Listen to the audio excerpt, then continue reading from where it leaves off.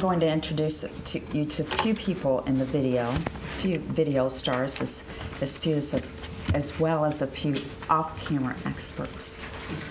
We're going to hold off on questions and comments after each of them have made their remarks, and then we hope to have a good discussion with you.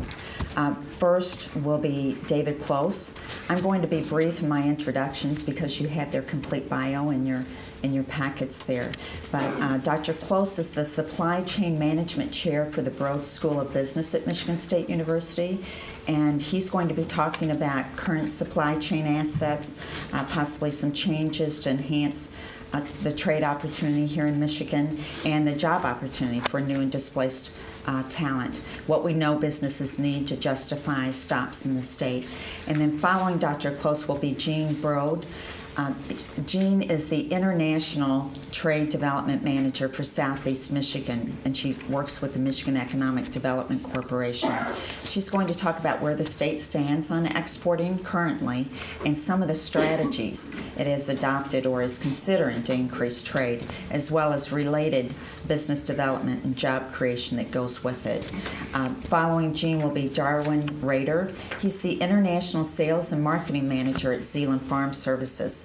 He's going to tell the story of Zeeland Farms, their export challenges, and perhaps a few recommendations that might help us or encourage exporting among small to medium businesses. And then Jim McNiven will be with us. Jim has traveled from Halifax, Nova Scotia. He's the former Deputy Director for Economic Development and Dean of Faculty Management there in Dalhousie University, our Michigan State University's partner there.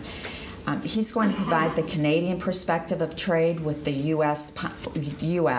policy and other changes that would build on the trade relationship and opportunities for both countries. What has been the more related discussions of late between our national leaders and what is happening on the ground in Halifax to welcome more trade flow. He'll include the Ontario connection as an essential to the U.S.-Canada partnership. Peter Annister joins us. He's the policy director and actually the state representative for the GLIF, Great Lakes International Trade and Transport Hub Initiative. He works with the Michigan Economic Development Corporation. He's going to talk about building that unified voice, branding the region's strengths, and partnering across state and, of course, across nations to improve the economic climate and future growth opportunity. And then David Hollister, who is the Senior Vice President for Prima Civitas Foundation, is also the chair of GLIF.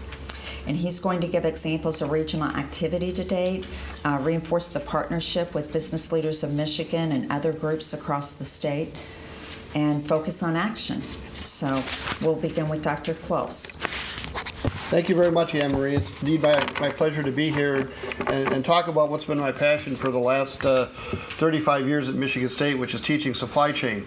Perhaps prior to about 10 years ago, nobody had a clue what that is. It's the simple things involved in getting what you and I eat, wear, our entertainment, all those kinds of products that we have, getting it from where they're manufactured to where we're going to use them.